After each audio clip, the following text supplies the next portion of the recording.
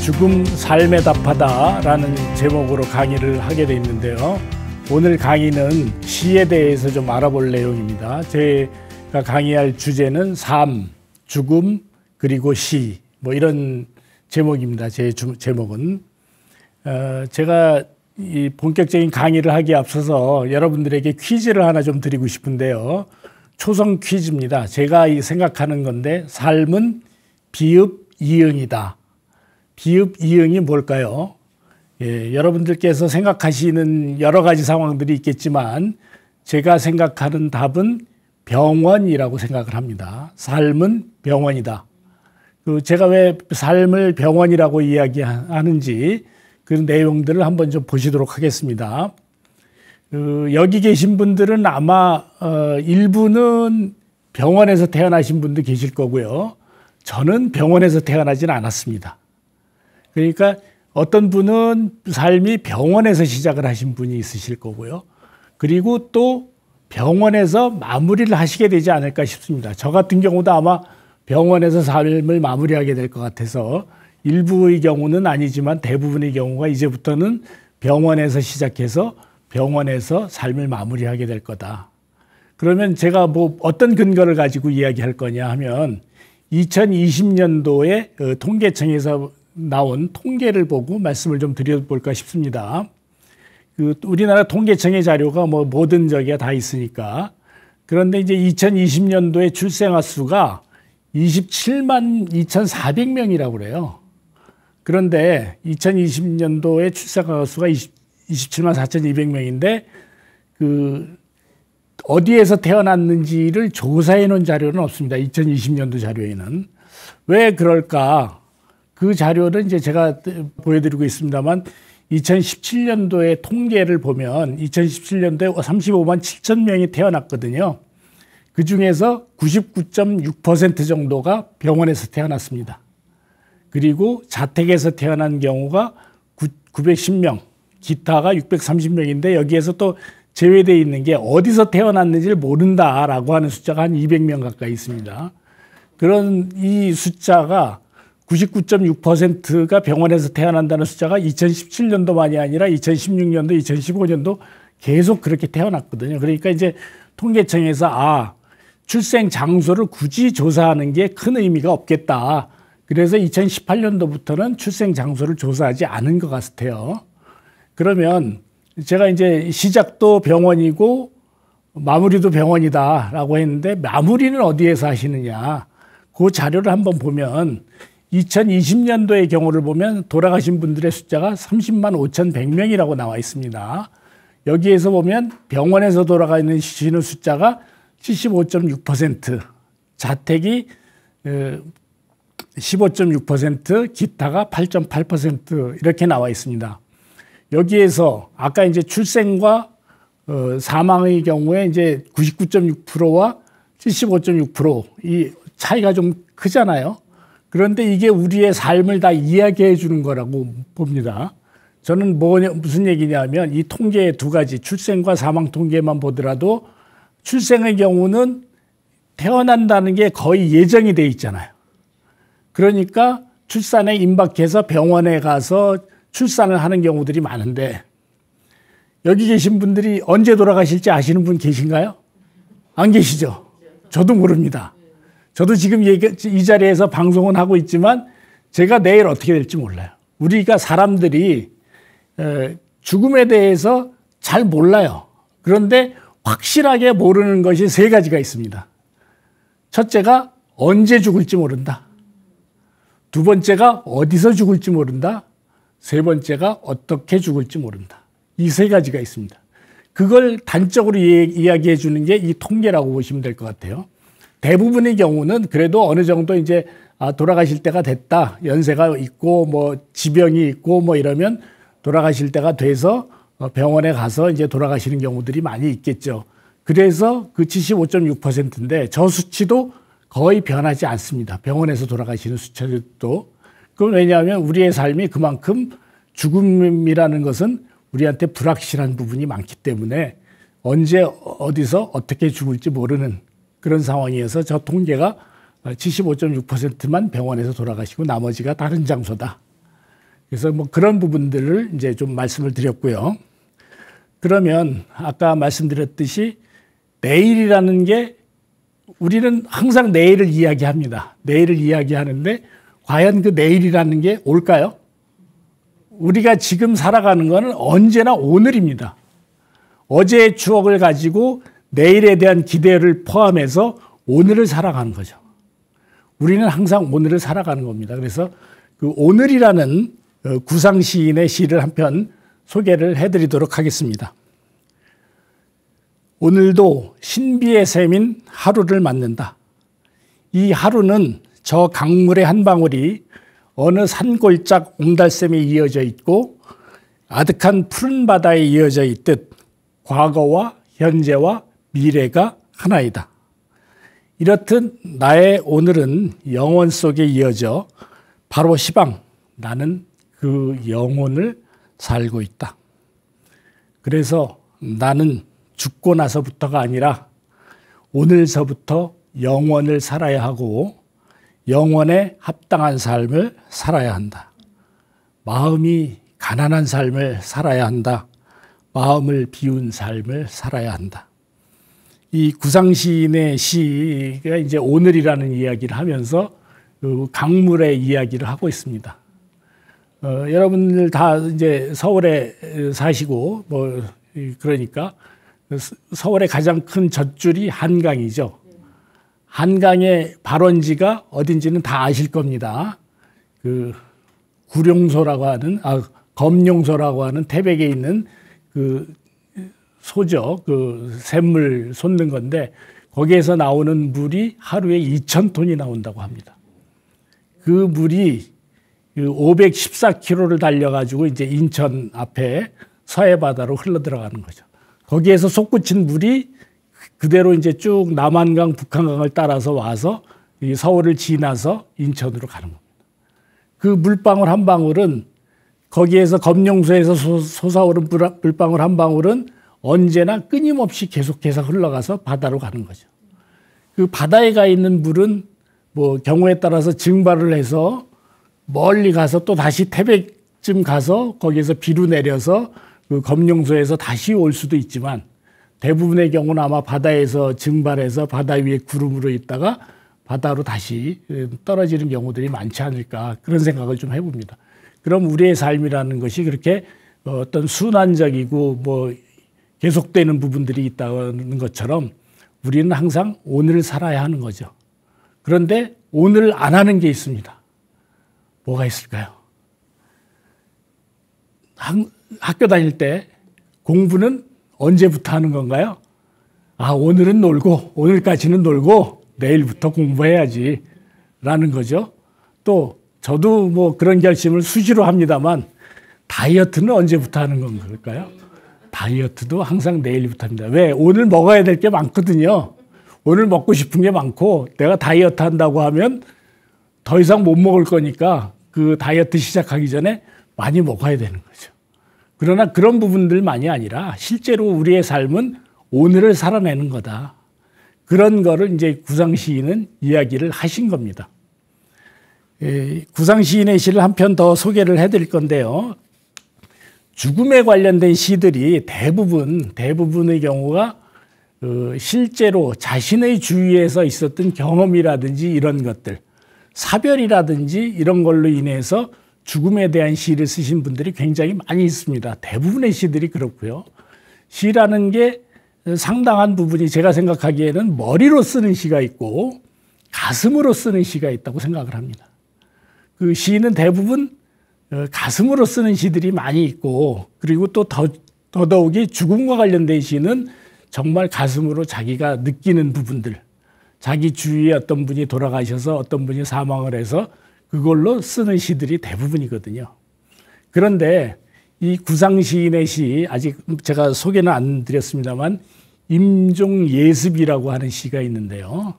이 임종예습은 들으시면 나의 어떤 죽음이 저렇게 될 거다라는 생각을 하실 것 같아요. 이 구상시인의 시는 나의 죽음이 어떻게 될 거라는 걸 가지고 시를 쓰신 겁니다. 읽어드리겠습니다. 흰 혼이불에 덮여 앰뷸런스에 실려간다. 밤하늘이 거꾸로 발밑에 들이우며 죽음이 아슬한 수렁을 짓는다. 이채로 굳어뻗어진 내 송장과 사그라져 앙상한 내 해골이 떠오른다. 돌이켜보아야 차고투성이 한평생 영원한 동산에다 꽃 피울 사랑커녕 땀과 눈물의 새싹도 못 지녔다. 이제 호등대자 부질없는 노릇이지. 아버지, 저희 영혼을 당신 손에 맡기나이다. 신용만 했지 옳게 섬기지는 못한 그분의 최후 말씀을 부지중 외우면서 나는 모든 상념에서 벗어난다. 또 숨이 차온다. 제 주위에서 지난 토요일 날 좀 젊은 나이에 돌아가신 분이 있습니다. 50대 중반인데 저보다 한 10년 정도 후배가 되는데 갑자기 이제 회사에 출근해서 일을 하다가 심근경색이 온 것 같아요. 그러니까 고통스러워가지고 이제 집으로 직원 도움을 받아서 퇴근을 했는데 그때 바로 이제 병원에 갔으면 괜찮았을 텐데 남자들이라는 게 이제 또 조금 괜히 오기랄까? 내가 나를 잘 알아. 뭐 이런 부분들이 있다 보니까 내가 집에 가서 좀 쉬면 될 것 같아. 라고 해서 집에서 쉬고 통증이 심한데도 불구하고 집에서 이제 좀 쉬었다는 거. 내가 조금 쉬면 괜찮을 것 같아. 한숨 자고 나면 괜찮을 것 같아. 뭐 이렇게 이제 가족들한테 이야기를 하고 이제 있었다는 거죠. 가족들은 계속 병원에 가자라고 이야기했는데 이제 그걸 버텼던 모양입니다. 그러다가 몸에 강직이 오고 막 이런 상태가 돼가지고 이제 119를 불러서 그 시점에 가서 이제 심폐소생술을 하고 뭐 이러다가 이제 병원에 갔는데 심폐소생술을 해서 심장은 뛰는데 이 혈액순환이 제대로 안 돼서 이제 사망을 한 그런 적이 있습니다. 그래서 이걸 보고 이 제가 말씀드린 지금 읽어드린 임종예습이라는 시를 보고 그러면 당연히 이제 나도 아마 그런 상황이 오면 그렇게 되지 않을까. 그렇게 해서 이제 임종예습이라는 시가 다른 사람이 아닌 나의 죽음이 어떻게 보면 이렇게 될 수 있지 않을까라는 그런 생각을 좀 해보는 부분이 되어 있습니다. 그래서 임종예습이라는 걸 뭐 예습까지 할 거는 없겠습니다만 우리 머릿속으로 나의 사망이 어느 정도의 순간에 가서 이런 상황이 오지 않을까 뭐 이런 생각을 좀 해보는 부분이 되겠습니다. 그 다음 시는 이제 우리한테 죽음과 관련된 시라고 하면 굉장히 많이 알려져 있는 귀천이라는 시를 소개를 해드리겠습니다. 천상병 시인의 시죠. 짧습니다. 세 줄, 한 년당 세 줄씩 되어 있는데 그 맨 앞에는 항상 나 하늘로 돌아가리라 라고 시작을 합니다. 나 하늘로 돌아가리라. 새벽빛 와닿으면 쓰러지는 이슬 더불어 손에 손을 잡고 나 하늘로 돌아가리라. 노을빛 함께 단둘이서 기슭에서 놀다가 구름 손짓하면은 나 하늘로 돌아가리라. 아름다운 이 세상 소풍 끝내는 날 가서 아름다웠더라고 말하리라. 이 천상병 시인의 시의 귀천, 하늘로 돌아간다라는 의미죠. 이 죽음을 우리는 돌아가셨다라고 표현을 하잖아요. 물론 젊은 사람한테 돌아가셨다라는 이야기는 잘 안 쓰지만 어느 정도의 연세가 있으셔서 돌아가시는 분들, 그러니까 뭐 자기 연배나 뭐 자기 연배보다 위의 분들이 죽는 경우, 사망한 경우에 대해서 돌아가셨다라는 표현을 합니다. 이 돌아가셨다라는 언어로 표현을 하는 건 제가 뭐 언어학자가 아니어서 전 세계의 언어를 조사해 본 바는 없습니다만 우리 한국 사람들만이 표현하는 게 아닐까 그런 생각을 좀 해봅니다. 우리 한국 사람들은 뭐 우리가 다 천손, 뭐 대부분의 어떤 민족의 탄생 설화 뭐 이런 것들이 대부분 이제 하늘에서 왔다라고 이야기하지만 그걸 언어에서 그대로 인정을 하고 가고 있는 게 우리 한국 사람들 아닌가. 죽음이라는 거는 그냥 마친다라는 거거든요. 끝난다라는 건데 우리 한국 사람들은 그 언어에서 마치는 게 아니라 끝나는 게 아니라 다시 되돌아간다. 돌아간다라는 건 어때요? 여러분들 오늘 출근하셨지만 돌아가실 때가 집이 있으신 거잖아요. 그 집에서 오셔서 여기 와서 일하시다가 돌아가시는 거거든요. 그래서 저도 여기에서 일하고 뭐 또 다른 스케줄에 또 있습니다만 그거 끝나고 저녁이 되면 저도 제가 거쳐야 될 집으로 돌아가는, 그걸 우리는 죽음이라는 걸 이제 돌아간다라는 표현을 사용하면서 우리는 그 죽음까지도 어떤 삶의 연장선에서 보고 있는 거다. 아니면 삶도 죽음의 연장선에서 보고 있는 거다. 이렇게 보시는 게 어떨까, 그런 생각을 좀 해봅니다. 이 천상병 시인은 참 기구한 운명을 가진 분입니다. 사실은 굉장히 똑똑하시고 뭐 이런 분이셨는데, 서울대학교 상대, 이분이 이제 1930년생이신데 그 시기에 서울대 상대를 다니셨던 분이에요. 근데 졸업을 못 하셨어요. 4학년 때 이제 그만두시고 뭐 이런 상황이셨는데, 그 당시에 학교를 못한 상황에서 뭐 취업을 하셔가지고 뭐 김현옥 뭐 잘 아실지 모르겠습니다만 뭐 과거에 뭐 서울시장도 하시고 그러셨던 분이 계신데, 그분이 이제 부산시장을 하실 때 그분의 뭐 공보 특보 뭐 이런 것도 하시고 뭐 이러셨다고 그래요.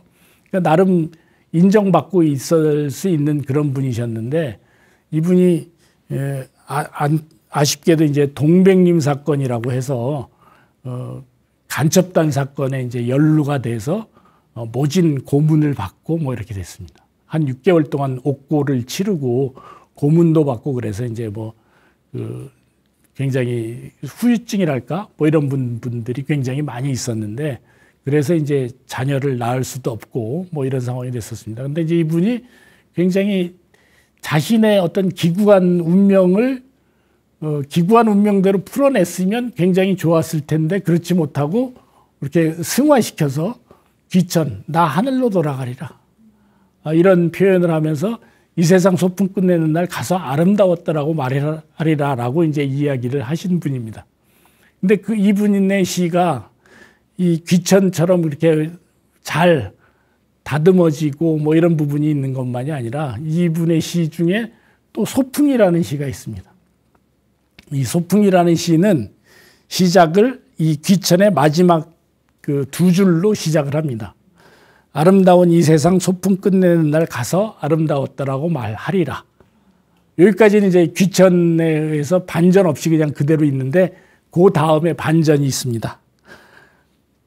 그 다음의 내용이 어떤 거냐면, 천상병의 삶이 소풍이었다고 물어보는 거예요. 그 소풍이 아름다웠더라고. 그렇게 하면서 이제 오늘 한쪽의 일터에서는 굴뚝 위에서 농성을 하고 바람이 바뀌었다고 다른 쪽의 사람은 감옥으로 내몰리는데, 이 길이 소풍의 길이라고. 따르는 식구들과 목마태운 보따리, 풀섭해주면 따가운 쐐기, 길에는 통행료, 마실 물에도 세금을 내라는 세상. 홀로 밤길을 걷고 길을 비추는 달빛조차 몸을 사리는데 이곳이 아름답다고? 이런 시를 이제 소풍이라는 시를 쓰셨는데, 굉장한 반전이죠.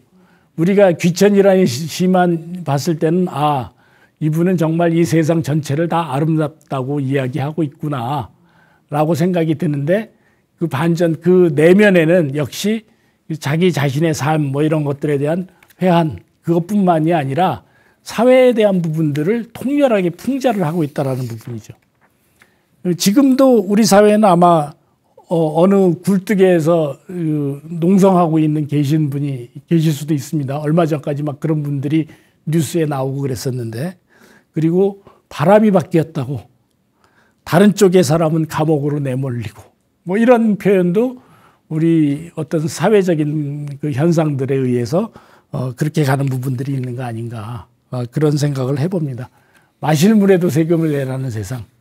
제가 고등학교 다닐 때인가요? 그때만 해도 물을 사서 먹는다. 수돗물 먹으면 되지. 물을 페트병에 담겨 있는 물을 사서 먹는다. 생각도 못했던 일이거든요. 근데 지금 어떻습니까? 다 우리는 마실 물을 페트병에 있는 물을 마시고 있잖아요. 그런 것들이 지금 우리 사회를 전반적으로 이 천상병 시인이 안타깝게 이야기했던 게 아닌가 그런 생각을 합니다. 이 천상병 시인은 뭐 마산 쪽에서 태어나셨던 분인데 서울에서 주로 상계동에 사셨어요. 상계동도 지금은 이제 서울로 편입되어 있지만 이 천상병 시인이 사실 때는 의정부에 있었던 것 같아요. 그래가지고 이 수락산 등산로에 가면 천상병 공원이 있습니다. 그 7호선에 수락산역인가가 있고요. 거기에서 이제 올라가다 보면 수락산 쪽으로 올라가다 보면 그 천상병 공원이 있는데 거기에 이제 시들이 많이 있습니다. 그래서 한 번씩 가보시면 좋을 것 같다라는 생각이 들고요.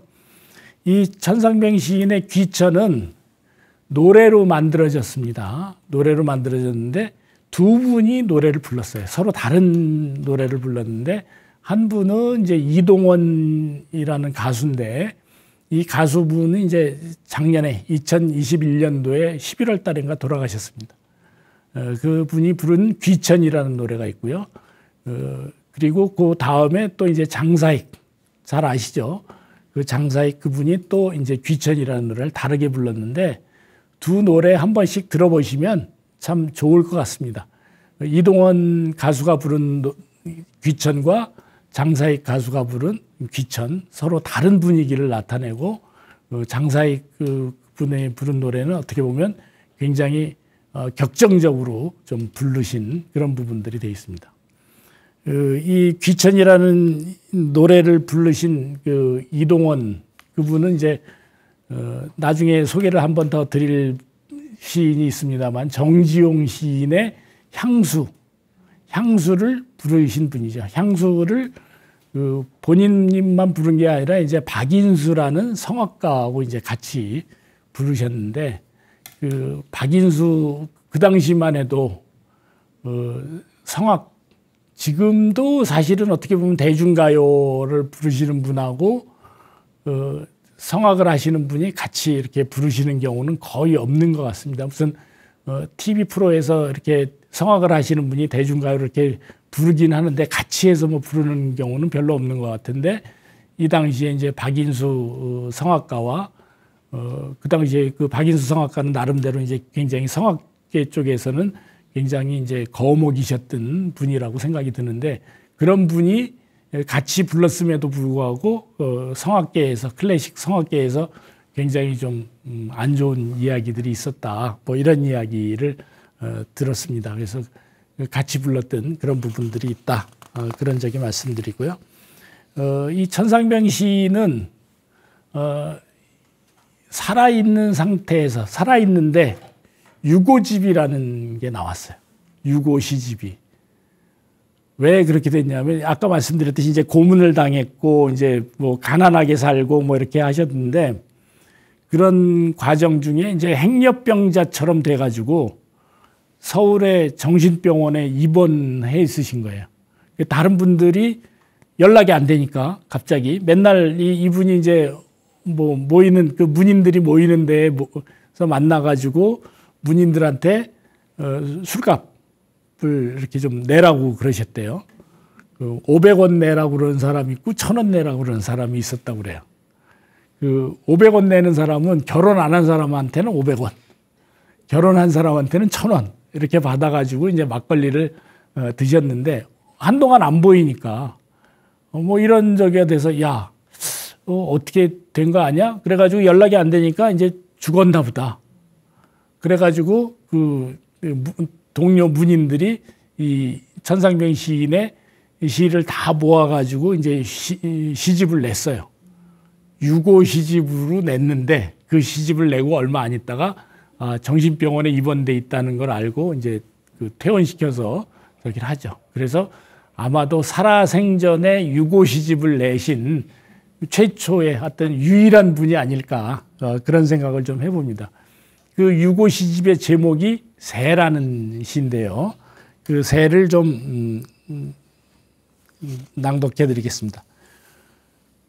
외롭게 살다 외롭게 죽을 내 영혼의 빈터에 새 나라와 새가 울고 꽃잎 필 때는 내가 죽는 날, 그 다음 날, 산다는 것과 아름다운 것과 사랑한다는 것과의 노래가 한창인 때에 나는 도랑과 나뭇가지에 앉은 한 마리 새. 정감에 그득 찬 계절, 슬픔과 기쁨의 주일, 알고 모르고 잊고 하는 사이에 새여 너는 낡은 목청을 뽑아라. 살아서 좋은 일도 있었다고 나쁜 일도 있었다고 그렇게 우는 한 마리 새. 제가 굳이 이 새라는 시에 대해서 뭐라고 설명을 드리지 않아도 우리가 살다 보면 좋은 일 있고 나쁜 일 있고 하죠. 그 좋은 일과 나쁜 일 그런 것들이 다 있다라고 하면서 이제 새가 운다. 이 새나 귀천이나 이런 저기들은 어떻게 보면 제가 생각하기에는 머리로 쓰여진 시다라고 생각을 해요. 자기 자신의 어떤 감성에 충만한 것보다는 내 삶에 있어서 내 죽음이라는 게 내가 하늘로 돌아가는 거고 이런 걸로 쓰여진 거라고 하면 그 다음에 소개해드릴 시가 이제 김소엽이라는 시인이 쓴 죽음은 마침표가 아닙니다. 이 시도 아마 죽음에 관련된 시로는 많이들 아시고 계실 것 같습니다. 죽음은 마침표가 아닙니다. 영원한 쉼표. 남은 자들에겐 끝없는 물음표. 그리고 의미 하나 땅에 떨어집니다. 어떻게 사느냐는 따옴표 하나. 이제 내게 남겨진 일이란 부끄러움 없이 당신을 해우할 느낌표만 남았습니다. 제가 처음에 말씀을 드렸죠. 죽음에 관련된 시는 보통의 경우에 대부분 주위 사람들의 사별이라든지 이런 걸로 인해서 쓰여지는 경우들이 많다라고 말씀을 드렸죠. 이 죽음은 마침표가 아닙니다. 이 시는 누가 죽었을까요? 이 시인은 아마 남편이 죽은 게 아닌가, 그 남편이 죽고 난 시점에서 쓰여진 시가 아닌가 그런 생각이 좀 듭니다. 이 남편이 조금 일찍 돌아가셨거든요. 그런데 저는 여기 마침표, 쉼표, 따옴표, 물음표, 느낌표 이런 부분들이 우리가 흔히 쓰는 문장의 부호들이잖아요. 문장의 부호들을 가지고 이 죽음이라는 것들을 이렇게 또 풀어냈구나. 거기에 각각의 그 문장 부호가 적절하게 잘 맞아떨어진 거 아닌가라는 생각을 해봅니다. 그래서 우리가 돌아가신 분들에 대해서 편히 쉬세요. 이런 이야기 하잖아요. 이제 그 하늘 날아가서 그동안 고생하셨던 거 다 털어내고 이제 좀 편히 쉬세요. 그런 것들처럼 이제 죽음이라는 게 그냥 마침표로 끝나버리는 게 아니라 쉬는 거다, 쉼표다라고 이야기를 하고 있는 부분들이 아닌가 그렇게 생각이 좀 들고요. 그럼 남은 자들에게 끝없는 물음표라는 건 뭘까요? 이분이 뭐라고 얘기하신 그런 부분은 없어서 그냥 제가 제 생각으로 이렇게 하는데 제가 이제 남아있는 경우에 제가 이제 아버님, 어머님 이런 어른들을 보내드리고 저한테 가지고 있었던 물음표 이런 것들이 뭐냐면 아버지가 나한테 하고 싶으셨던 얘기가 뭐가 있었을 것 같은데 어머니가 나한테 뭔가 얘기하시고 싶으셨던 게 있을 것 같은데 그게 뭘까? 아버지한테 내가 정말 나중에 잘 다시 만났을 때 내가 아버지한테 어떻게 살아야 아버지를 만났을 때 당신 아들로서 잘 살았다라고 이야기할 수 있을까? 이런 것들을 물음표로 생각하신 게 아닌가 그런 생각을 좀 해보는 거죠. 그 다음에 어떻게 사느냐는 따옴표. 그러면 그런 물음표에 대한 걸로 내가 뭔가를 얻어야 되는데 그걸 어떻게 할 거냐라는 게 이제 나한테 이제 따옴표가 남는 거죠. 그리고 나중에 여기에서 이 시인은 이제 남편을 다시 만나는 해우할 일만 남았다라고 하는 것처럼 이제 저도 제가 죽고 난 다음에 우리 돌아갔으니까 내가 왔던 데로 돌아갔으니까 내가 왔던 데에 저희 아버지도 계실 거고 어머니도 계실 거다. 뭐 이렇게 생각을 하면서 거기 가서 아버지 어머니 만났을 때 내가 세상을 사는 동안 아버지 어머니의 아들로서 자식으로서 부끄러움 없이 잘 살았습니다라고 이야기할 수 있겠느냐. 뭐 이런 부분들을 이 시인은 이야기를 해주고 있는 것 같습니다. 예, 그 다음에 이 김소엽 시인이 죽음에 관련된 시를 뭐 많이 쓰신 분은 아닌데 죽음에 관련된 시를 한 편을 더 쓰신 게 있어요. 죽음의 찬가라는 시가 있는데 이게 좀 굉장히 좀 길어요. 긴데 이 앞에 이 마침표가 아닙니다. 죽음은 마침표가 아닙니다라는 시는 어떻게 보면 굉장히 함축적인 의미들이 내장되어 있고 그 문장 부호와 같이 연결돼서 이제 이야기를 하고 있는데 이 시는 그냥 어떻게 보면 그냥 우리가 생각하고 있는 것들을 그냥 써놓으신 것 같아요. 누가 덧없이 말했는가? 죽음은 공포이며 슬픔이라고. 죽음은 생의 종말이며 삶의 끝이라고 말하지 마시오. 죽음은 가장 진지한 삶의 표현, 가장 경건한 삶의 완성인 것을. 인생은 죽음에 이르는 과정. 하루를 살면 하루만큼 죽어간다는 것을 우리는 왜 진즉 몰랐을까? 하루를 잘 사는 길이 잘 죽는 길이요.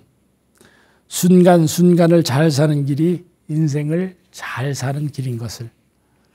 죽음은 우리 안에 내재해 있고 죽음은 삶의 엄연한 동반자요. 죽음은 삶의 생명으로 이어지나니 삶과 같은 열정으로 살아서 죽음을 준비할지라. 죽음은 불꽃처럼 지천에 널려 있고 우리 삶은 그 위를 바람처럼 흐르거니 잠시 왔다 돌아가는 삶. 그 사이 많이도 헤매고 더 많은 소유를 위해 잠 못 이루고 분노하고 쟁투하면서 땀 흘려 평생 달려가 보지만 머지않아 인생의 터미널이 오고 빨간 신호등 켜지면 가던 길 멈추고 누구나 예외 없이 가야 할 그곳인데 우리는 사는 동안 1000만 년 살 것처럼 세상 것 다 가지려 욕심을 부리며 가장 가까운 이웃에게 아픔을 주고 상처를 주면서 사랑하며 살아도 모자랄 시간인데 왜 서로 미워하며 살아가야 하는 것일까? 가버린 후에는 재산도 권력도 명리도 아니요 육신은 한 줌 흙으로 돌아가고 오직 남는 것은 그가 살아서 이웃에게 베푼 사랑 한 조각뿐인 것을. 가장 아름다운 완성을 위해 군뱅이 같은 추한 육신을 벗고 눈물같이 투명한 비단실로 별빛 같은 찬란한 레이스를 짜서 영혼의 날개 달고 그분 앞에 갈 수 없을까? 죽음은 또 하나의 신비한 미지의 세계로 여행. 아무도 갔다가 되돌아온 사람 하나도 없는 걸 보고 나는 알았네. 그 세상 얼마나 좋으면 누구나 한 번 가면 다시는 돌아오지 않는 것일까? 어느 날 그분이 부르시면 누구나 순종하며 순서 없이 가야 할 그 길. 내 안의 더러운 것 다 털어버리고 내 안의 정환과 분노, 근심 걱정 다 버리고 영혼의 껍질 벗고 나비처럼 날아서 아름답고 깨끗한 영혼으로 황홀한 첫날 밤 위에 그분 앞에 가야겠네. 그날을 위해 잠시 이 땅에 머무는 동안 최선을 다해 사랑하고 섬기면서 이웃과 더불어 살다가 설레이는 마음으로 신혼여행 떠나야겠네. 이 시인의 이 시는 죽음의 창가라는 시는 제가 소속돼 있는 곳이 각당복지재단인데 각당복지재단이 우리나라에서 죽음 준비 교육을 가장 먼저 시작을 한 곳이거든요. 그 죽음 준비 교육을 하게 된 그게 이제 삶과 죽음을 생각하는 회라는 그 회가 있습니다. 모임이 있는 거죠. 그 회의 창립 10주년일 때 김소엽 시인이 이제 그 각당복지재단 거기에다가 이제 시를 써주신 거라고 합니다. 그래서 이제 이 전반적인 내용들을 보면 그냥 다 아시는 내용들일 거고 그럴 수밖에 없다라는 것들을 아실 거예요. 그래서 뭐 우리가 살아간다는 거, 하루를 산다는 건 죽음에 어떻게 보면 한 발짝 더 가까이 가는 것이고 그런 것들이 결과적으로 우리한테 남아있는 날을 하루씩 줄이는 건데 그걸 얼마나 잘 할 거냐라는 그런 부분들이 있는 거죠. 그리고 죽음이 멀리 있는 게 아니라 우리 안에 내재되어 있는 거다라는 거고요. 내재되어 있고 우리 삶과 죽음은 어떻게 보면 동전의 양면으로 이렇게 보실 수 있는 게 아닌가 그런 생각이 좀 들고 그래서 왔다가 가는 거다. 그런데 이 시인은 왜 간 사람들이 다시 되돌아오지 않을까? 그걸 이제 보통 뭐 우리 생각으로 올 수 없으니까 그런데 이제 이 시인은 그걸 거기가 좋으니까 다시는 이곳에 오고 싶지 않은 그런 부분으로 생각을 하고 이렇게 시를 쓰신 게 아닌가 그런 생각을 좀 해봅니다. 그래서 이 김소엽 시인의 시까지 좀 봤고요. 이 가버리면 어떤 거죠? 가면 여기 계시다가 가면 어떤 상황인가요? 이곳에 여러분들이 계시던 자리에 없어지는 거죠. 부재하게 됩니다. 아, 그분 지금 부재 중이에요. 사무실 같은데 이렇게 걸려 있죠. 뭐 회의 중 뭐 이런 거 있고 부재 중. 그럼 그 사무실에 안 계시다는 거죠. 그러면 부재, 우리가 있던 자리를 벗어나면 우리는 그 자리에 부재하게 되는 겁니다. 그래서 김춘수 시인이 부재라는 걸로 이제 시를 또 쓰셨는데 어쩌다 바람이라도 와 흔들면 울타리는 슬픈 소리로 울었다. 맨드라미, 나팔꽃, 봉숭아 같은 것 저마다 피곤 소리 없이 져버렸다. 차가운 한겨울에도 외롭게 햇살은 청석 솜돌 위에서 낮잠을 졸다 갔다. 할 일 없이 세월은 흘러만 가고 꿈결같이 사람들은 살다 죽었다. 뭐 이런 저기가 있습니다.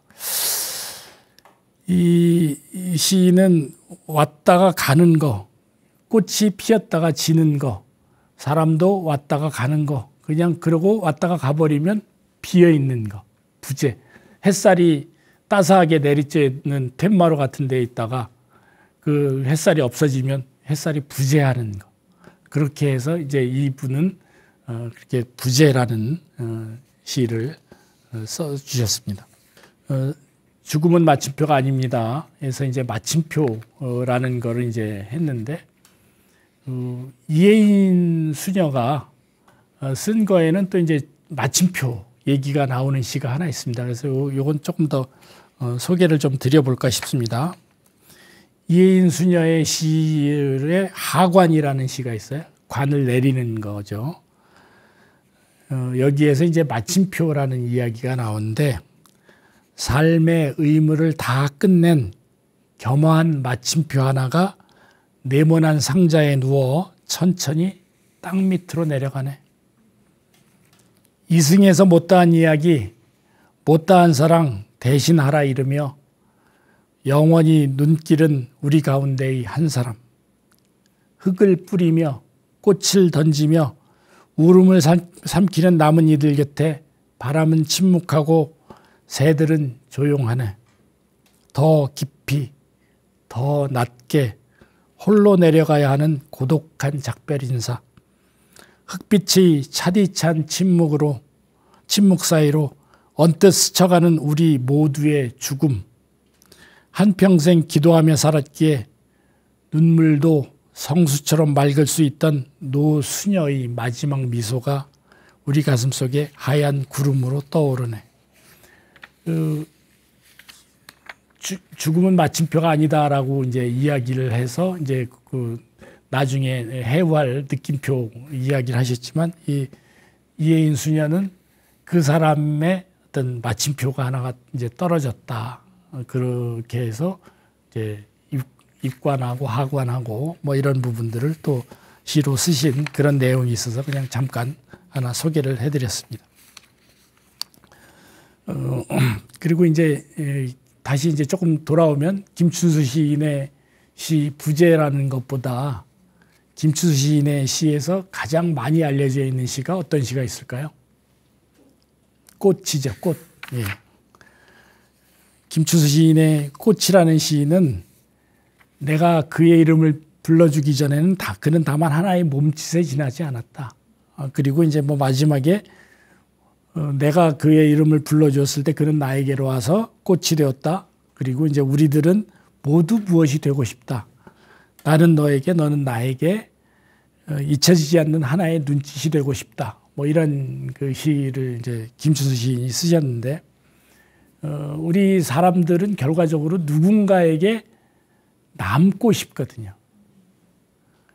가장 뭐 슬프고 뭐 이런 것들이 잊혀지는 거라고 이야기하잖아요. 그래서 잊혀지지 않기 위해서 우리들은 굉장히 노력을 하고 잊혀지지 않으려고. 근데 이제 나이 들면서 계속해서 잊혀지는 그런 부분들이 되고 있는 겁니다. 그래서 그런 부분들 좀 말씀을 드리고요. 또 하나의 이제 시를 소개해 드리겠습니다. 잠글 수 없는 슬픔이라는 시인데 유용선 시인의 시입니다. 저 혼자 여닫을 수 있는 슬픔이면 하마 슬픔이랄 것도 없네. 정작 큰 슬픔은 자물쇠를 남기지 않네. 당신 가버렸을 때, 내 손 닿지 못할 곳으로 가버렸을 때 그제야 알게 될 둔중한 슬픔.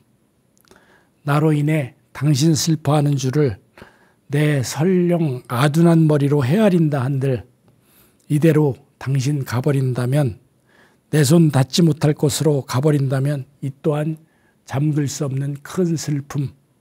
가슴을 찢긴 당신, 자물쇠를 든 늙은 여자. 우리가 수돗물 잠그면 수돗물이 안 나오죠. 그렇다고 수돗물이 없는 건 아니잖아요. 이 슬픔이라는 게 잠근다고 해서 슬픔이 잠궈지는 게 아니다. 슬픔은 언제나 우리한테 내재되어 있는 거죠. 더군다나 가까운 가족, 더군다나 여기에서 이야기하는 것처럼 배우자가 어떤 이 세상을 떠나서 내가 가지고 있는 슬픔이라는 건 계속적으로 남아있는 거죠. 문득문득 떠오르는 부분들이 있거든요. 저희 아버님이 좀 젊으셨을 때, 제가 비교적 젊으셨을 때 돌아가셨고요. 제가 결혼하기도 전에 이제 돌아가셨는데, 결혼하고 뭐 이런저기를 하면서 문득문득 이제 아버지가 이제 생각이 나고 그럴 부분들이 있습니다. 그러면 저한테는 뭐 오랜 시간이 지난 거지만 저한테는 아버지에 대한 그리움, 뭐 이 슬픔이라는 거에서 이제 조금 뭐 농도가 바뀌었다고 할까요? 좀 바뀌어가지고 이제 다른 부분으로 바뀌었지만 그런 부분들이 있는 것처럼 더군다나 이제 이 배우자가 사망한 거에는 오래도록 그 슬픔이 남아 있겠죠. 그런 걸 이 시인은 잠글 수 없는 슬픔이다. 이렇게 이야기를 한 것 같습니다. 박재영 시인의 시를 한 편 소개를 더 해드릴까 싶습니다. 저승길이 환해질 때 덤불 우거지고 잡풀 웃자라 이골이 저골 같고 저골이 이골 같아서 도무지 찾을 길 없는 길을 아버지는 어찌 알고 저리 수위 오르시는가. 덤불 우거지고 잡풀 웃자라 표식도 없고 비석도 없어 도무지 경계 없는 무덤을 아버지는 어찌 알고 저리 수위 찾으시는가. 아버지는 어찌 그리 길도 무덤도 잘 찾으요. 늙으면 저승길이 환해지는 법이다.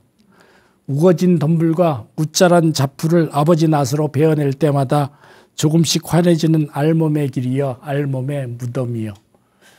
제가 이 시를 소개해드린 건 제가 아까 이제 저희 아버님 이야기를 드렸지만 제가 어린 시절에 뭐 고등학교나 뭐 이런 시절에 이제 무슨 일이 있어서 이제 뭐 벌초를 하러 추석 인근에 이렇게 가까이 가면 그때만 해도 대부분 다 산 속에 무덤이 있고 그 그 무덤에 그 잡풀이 우거지다 보니까 못 찾아요. 잘 쉽게 못 찾는 부분들이 있는데 아버지는 잘 찾으시더라고요. 그래서 제가 이 시를 보면서 야, 역시 아버지는 다르다. 그런데 이 시인이 그걸 표현을 해주신 것 같습니다. 오늘 시는 이렇게 마무리를 하도록 하겠습니다. 감사합니다.